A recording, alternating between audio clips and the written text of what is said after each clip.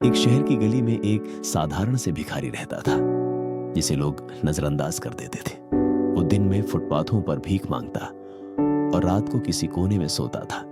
कोई उसे पहचानता नहीं, कोई उसकी बात नहीं सुनता। उसकी दुनिया सुनसान थी। एक दिन बारिश के मौसम में वो भीख मांगते पांव पैर गीले हो गए। वहीं से गुजर रही एक बुजुर्ग महिला ने उसकी पीड़ा देखी। उसने उससे पूछा, तुम इतनी भीख क्यों मांगते हो? भिखारी की आवाज में थकावट थी, लेकिन उसने हिम्मत करके अपनी कहानी बताई। कैसे वह एक कुशाग्र और बुद्धिमान विद्यार्थी था, लेकिन आर्थिक तंगी और परिवार की जिम्मेदारियों ने उसे मजबूर कर दिया। उसने बताया कि बचपन में वह गणित और विज्ञान में सबसे तेज था।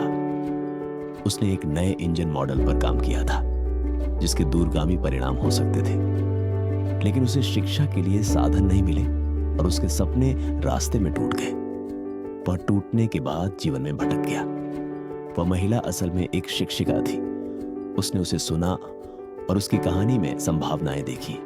उसने उसे उठने का साहस दिया और कहा, आपकी क्षमता अभी भी आपके भीतर मौजूद है। मैं आपकी मदद कर सकती हूं। चलिए एक बार फिर कोशिश करते हैं। उन दोनों ने मिलकर काम शुरू किया। शहर के एक छोटे से शैक्षणिक केंद्र में वह पढ़ने लगा। असल इंजीनियरों और शिक्षकों से मदद मिली। रातों को वो किताबों में खोया रहता, दिन में मेहनत करता और अपनी जिंदगी को फिर से आकार देने लगा। कुछ समय बाद उसने एक नया इंजन प्रोटोटाइप तैयार किया जो ऊर्जा की बचत और पर्यावरण संरक्षण में कारगर था। एक स्टार्टअप में निवेश मिला। उसकी खोज ने उद्योग का ध्यान खींचा। जल्दी ही उसने एक नई तकनीकी कंपनी शुरू की।